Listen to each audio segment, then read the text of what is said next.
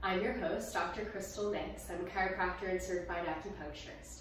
Today we're going to talk about ways that we're going to focus on helping to boost our immune systems and prevent the spread of illness.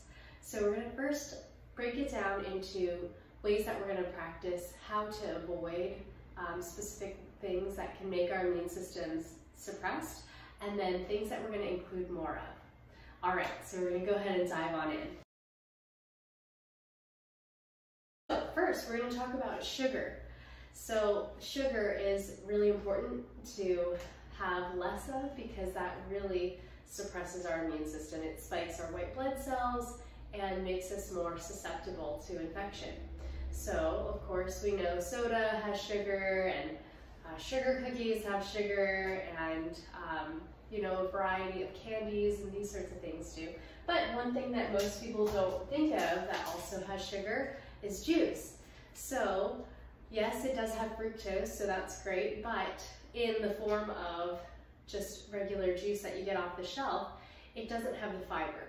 So the same amount of sugar is in this juicy juice inside, and it's the same comparable to what's inside Sprite here. So when we have fruit, when it has the sugar inside the fruit, it has the fiber within it, and that acts as a lattice structure in order to gently create this slow release of sugar into our system. So we find that our bodies can process that much better as opposed to having the sugar spikes that we would have from juice where the fructose is in isolation. So other things that we want to avoid are junk food, pizza, anything that ends in Eatos. I'm sorry, I know these are the good little snacks to just munch on while we're watching Netflix and things, but there are going to be other options. We'll talk about that in a second here. So that is the gist of things and substances that we want to avoid. Anything overstimulating, so even things like coffee. If we can reduce that and do more teas, we'll talk about herbal teas, that will be more supportive. Now, in terms of practices, there is too much of a good thing. So think of sleep, for example. We can oversleep, and that makes us feel groggy and just terrible. And then we have, just this poor circadian rhythm, and that just makes us feel down, heavy, stressed. So oversleeping is something that we do want to avoid. We're going to talk about intentional time blocking in an upcoming segment. But so sleep, oversleeping, having good, healthy, normal sleep habits is important at this time. Even overexerting. So this is a great time where many people feel like, hey, I can catch up on a bunch of things. That's great, do that, but don't overexert. Another way that too much of a good thing could be over-preparing, right? So if we stay in this mentality of being so stressed and worried about everything and the new changes that will happen, that will make it so that we're just so amped up. Our adrenals are heightened and they can't be able to maintain what we need to fight off illness. That is also going to be counterproductive. So trying to rein it in, again, we'll talk about intentional time blocking in order to bring in some meditation and centering there, but those three things in terms of overdoing of stress, sleep, and exertion, we want to keep more at a normal level. Now we're going to focus on what we want to include so that we can boost our immune systems. Again, this is all in a natural way. So, of course, eating more fruits and veggies. This is huge. Citrus, berries especially. So that is easier said than done at times. So some creative ways of bringing that in are, instead of like what we were talking about with the Eatos, we can do things like rice cakes and add in a variety of different things. So if you like nut butters, that is a great thing to add on top of your rice cake. It'll make it feel filling, and having healthy fats is always helpful. Our bodies are full of healthy fats throughout. So for our hormones, healthy fats are a precursor. Our brain is a big blob of fat. All of our cells have the phospholipid bilayer around them, so we want to have healthy fats included throughout our day. Another thing that we could do is add avocado on top of rice cakes. You can look online and just find creative ways to make rice cakes tasty. Next, again with the nut butters, a good way of being able to bring in some veggies is making that your dip. So carrots or celery, these sorts of things I add on with nut butter. My husband tends to be more a hummus guy, so he uses carrots with hummus, but just play with it, have some fun. Even making like a colorful pizza on the rice cakes out of fruit and veggies, that could be fun for you, and if you have kids, they might enjoy that as well. So that's one main way of including some healthy foods. Of course, having good soups, good hearty foods, homemade foods, as opposed to buying out. Then you know what's actually put in there. So then you can be able to monitor how much sodium and just if there's any high fructose corn syrup, you can keep that out. So homemade is going to be much better during this time. Next, we're going to talk about more with herbs to start including more of, all right? So the way that I like to first boost the immune system is with essential oils. So what I've got here is oregano. Oregano is a strong essential oil that helps fight against viruses, bacteria. It's just extremely powerful. So the way that we use oregano, you can take it in like in your spices and all, but if you want to use it in its essential oil form, you'll always want to have it with some sort of carrier oil. I've got coconut oil here. You could use olive oil. It's okay. Whatever you've got should help. So what I tend to do first is I put on a drop of coconut or of the oregano oil, and then I put on the coconut oil after. So you can just do like a little drop on your foot. I always do it on my feet, and then put the coconut oil on your hand.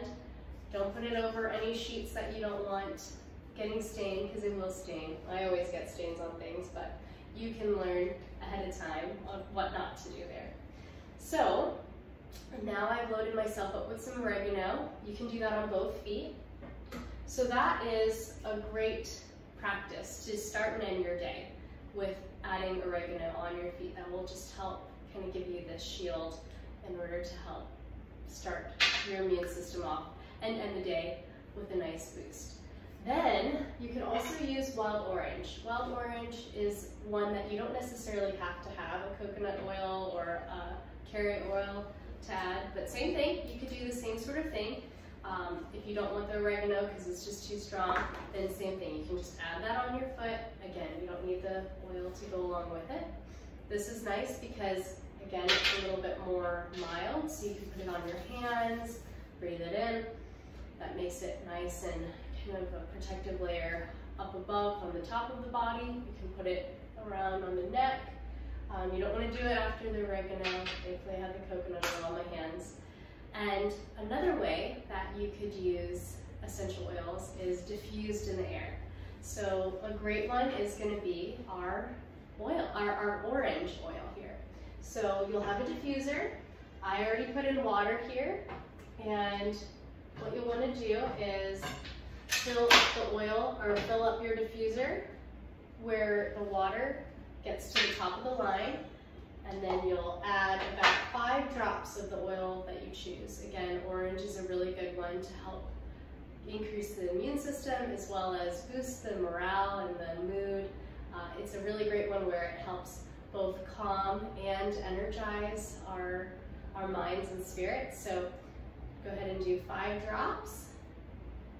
And then from there, you just go ahead and put it on and let it do its thing. So mine's unplugged right now, but I'll plug that in and it'll be able to diffuse so that all of us in my office can benefit from that help from the wild orange there. So in terms of activities to try and help boost your immune system. So again, having more of that intentionality with your day. So knowing, okay, I'm going to start my day with filling up emotionally, spiritually, and kind of rooting, because there's so much media right now. Making maybe an hour before you actually dive into the media, where you just fast from what's out there and allow yourself to feel strong and secure and centered before you check in and see what's new and what we need to change with the day. So that would be a great practice, as well as having, again, that proper circadian rhythm, so having a bedtime. And by having those two things, then you can fill out the day with those projects that you're wanting to take care of, or coming up with creative ways that you and your kids can have fun, as well as maintain their brains and your own sanity as well. Again, we'll talk about that in the time to come. So next is a few different acupressure points to help. So we're going to go over two. One is stomach 11. So this, you'll find, is right above your clavicle bones. So the two little bones that come from the shoulders and end here right underneath your throat, that is where the stomach 11 point is. And you're going to go right above that and just put gentle pressure. Not ramming in there, but just gentle pressure and breathing as you do it. Nice gentle breathing. So nice deep breath in and out. And trying to do 3 breaths of nice long inhalation and exhalation. Again, to start and end your day, you can put the wild or any type of oil, orange on there would be helpful. This is great because it helps also with anxiety, depression, and with cough and sore throat, because it's right here in this region. So it's a great support at this time. Another one is, again, to help with more of the stress of the season, is going to be heart 7 here. So in this region, it's just coming right down from the pinky bone and into that crease of the wrist. Again, just nice gentle pressure there. This is really great to keep your heart feeling centered and feeling secure during this time. It also helps with sleep if you're dealing with insomnia or weird, crazy dreams at this season. And the way that I like to do acupressure is on both sides, and do that for about 30 seconds each side to start and end your day. Again, you could add some essential oils there. You could do your breath cycle with it. That would be a great other practice to include at this time, just focusing on breathing. And with these tools, you should be able to help yourself stay strong, stay centered, and also share some of that centeredness with those around you.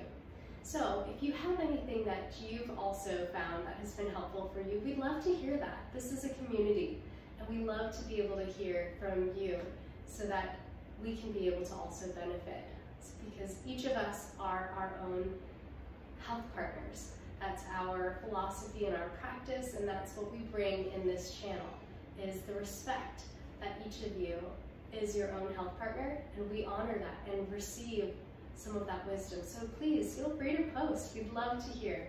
Thank you, and I hope you stay well.